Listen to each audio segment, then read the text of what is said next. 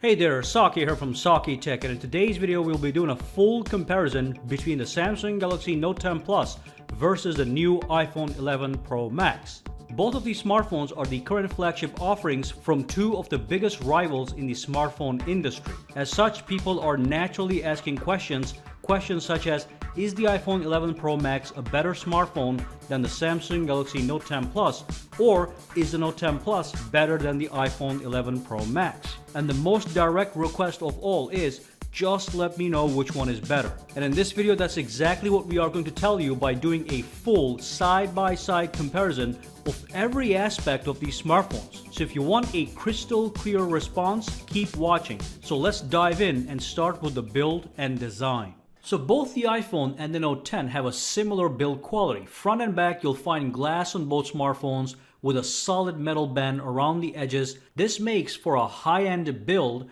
Therefore, both smartphones feel like $1 million when you hold them in your hands. The 11 Pro Max does use stainless steel for metal, while the Note 10 uses aluminum, so iPhone gets extra points for using a stronger material for the band. When you move on to the design is where things start to differ. They both have massive frontal displays and they both look gorgeous. Note 10 has a large and tall display that dominates the screen, leaving tiny bezels on all four sides with a center cutout on the top that houses the front camera, while the iPhone also strives to fill the entire front with a screen and comes with a large notch on the top that houses the front camera and the Face ID system. You will observe that the bezels on the Note 10 overall are slimmer, creating a better overall effect. All in all, I must say that the design is a subjective choice, but in my opinion, the Note 10 pulls ahead. It seems more clean in overall presentation from the front. In my opinion, the top cutout on the Note 10 is a better option than a notch, as it is less intrusive while watching full screen movies, as I will show you very soon. Now, both smartphones come with water resistance with the exact same water resistance rating of IP68. Rest assured, both phones can easily handle a rainy day or an accidental drop into a puddle of water. Both smartphones offer high-quality stereo speakers that produce a loud, deep, and rich sound, perfect for watching movies and videos. In this category, other than the actual design, which is a subjective choice, there isn't much of a difference between the two smartphones. So far, we are on equal grounds. Now let's move on to the processor, memory, and storage. The iPhone Pro Max sports a powerful A13 Bionic processor with 4 GB of RAM and can be acquired with 64 GB of storage for the base model, with available 256 GB or 512 GB storage model options. Starting price for the Max is $1,100. The Galaxy Note 10 Plus also sports a powerful Snapdragon 855 CPU or an Exynos 9825 variant in non-US markets with 12 GB of base RAM and can be acquired with 256 GB of storage for the base model with available 512 GB option. Starting price for the Note 10 Plus is also $1,100. In the storage race, the Note 10 pulls ahead. It has a higher 256 GB base storage and has a micro SD expansion slot, so you can add an additional 1 TB of extra storage on the Note 10 Plus if necessary. But it is quite extraordinary that the Note 10 Plus offers 4 times the amount of base storage on the iPhone and 3 times the amount of RAM. Now, if we move on to the benchmarks, it is clear that the iPhone has more raw horsepower than the Note 10 Plus. Although the real-world performance of both smartphones is rock solid with swift user experience, the A13 Bionic processor is capable of some extreme feats, such as being able to edit multiple streams of high-quality 4K video effortlessly right on your iPhone. So the iPhone certainly wins in terms of processing power, but the Note 10 Plus has a lead in terms of extra base storage and the ability to expand that storage if necessary. Now let's move on and talk about the dimensions. Alright, so as you can see by these measurements, both smartphones have similar dimensions overall, but in this day and age, dimensions and weight don't seem to have much of an influence on buying decisions. So let's move on to a much more important category, the display.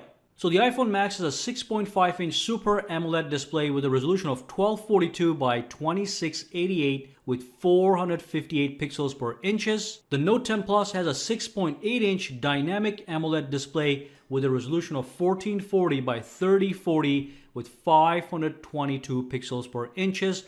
And of course, both smartphones support HDR10. Both of these smartphones have fantastic displays that look stunning from every angle, and they're not dull, they're very vibrant. The Note 10 is sharp and clear and highly color accurate.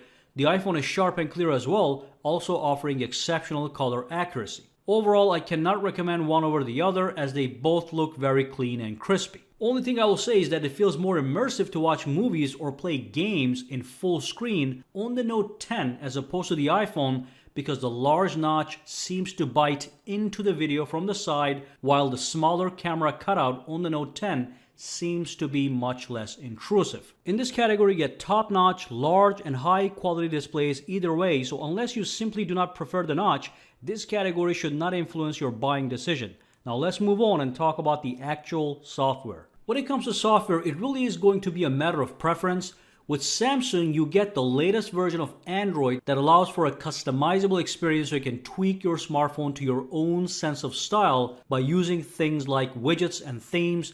On top of themes and widgets, you're able to access special features like the Edge screen, which is a side screen that allows you to add even more widgets of your choice available at a swipe. And every single area is fully customizable. Now, iPhone's iOS is a more limited system, yet feels more polished and has a superior app ecosystem. Especially when it comes to gaming apps, iPhone will deliver beyond Samsung simply because the Apple App Store has better games which run smoother than their Android counterparts. That's not to say Android doesn't seem to have good games, it does, but the iPhone does perform better when it comes to games and does offer higher quality non-gaming app experience. That's really what it's all about in regards to software, an open-ended customizable experience versus a closed-ended app-driven experience. Both systems deliver in their own world. Which one to choose remains with the end user. However, we cannot ignore the power of the S Pen, which adds a whole new dimension of functionality to the Note 10 Plus that cannot be matched by the iPhone. S Pen is a fantastic tool designed to offer precision note-taking and sketching on your Note 10. Yes, you can literally draw a masterpiece right on your Note 10 if you have the skill and patience for it. Additionally, you get access to unique S Pen software functions such as the Air command menu that could boost productivity and frankly is simply cool to have. S Pen also is a remote control that can be used to control your Note 10 from a distance using Bluetooth. These software functions are powerful and give the Note 10 a boost in software usefulness. So software is certainly an important category to consider. Now let's move on to the camera. The Note 10 has 4 rear cameras and 1 front-facing camera. That's a total of 5 cameras, while the iPhone 11 Pro Max has 3 rear cameras and 1 front-facing camera. That's a total of 4 cameras. I don't really care too much about the front-facing cameras since either smartphone will deliver if your objective is to take selfies or do video conferencing. Now on the rear, both smartphones do have a nearly identical setup. The 3 main cameras on both smartphones are the standard wide, a telephoto camera capable of 2x optical zoom, and of course an ultra-wide camera for gorgeous sweeping photos. So all 3 phones give you 3 angles to take photos from, which allows for maximum versatility. Now when it comes to quality of these photos, both phones produce excellent photos and an average consumer will never be able to tell the difference. Both cameras are master class. Now the 4th camera on the Note 10 Plus isn't too much of a big deal. It only serves to produce better background blur on portrait photos as well as videos. When it comes to video, both smartphones offer 4K recording and 1080p recording at 30 or 60 frames per second. However, the Note 10 does offer 960 frames per second slow motion video for super slow motion shots over the maximum 240 frames per second the iPhone offers. Both phones also offer excellent video stabilization to take steady video with minimum shake or blur. So as a total package, both smartphones offer an excellent job of providing the user with a solid multi-camera setup. For an average consumer, either camera will yield great quality photos, delivering full satisfaction. Now let's move on and talk about the actual battery. The battery department, both phones yield similar results. Overall, you get a full day of battery life with medium to heavy use on both smartphones. In my initial tests, the iPhone did yield almost 1 hour of extra battery life, so it does have a slight lead in battery life. Both the iPhone and the Note offer wireless charging using the same Qi standard, which is fantastic. Note 10 has a 25-watt super fast wired charging out of the box with the included charging adapter, and the iPhone Pro Max finally has an 18-watt fast charger in the box, which is a big upgrade from the 5-watt from the previous year. Overall, the Note 10 charges faster than the iPhone, so it gets a lead right here. Additionally, the Note 10 now offers a wireless power share which allows you to charge other smartphones right on the back of it. You can also charge other compatible accessories such as wireless earbuds and smartwatches using the back of your Note 10, a feature the iPhone does not have. So the Note 10 definitely has the lead in battery and battery features department. Talk about the biometrics. iPhone XS Max offers a powerful Face ID system that uses your face to unlock it. It is fast,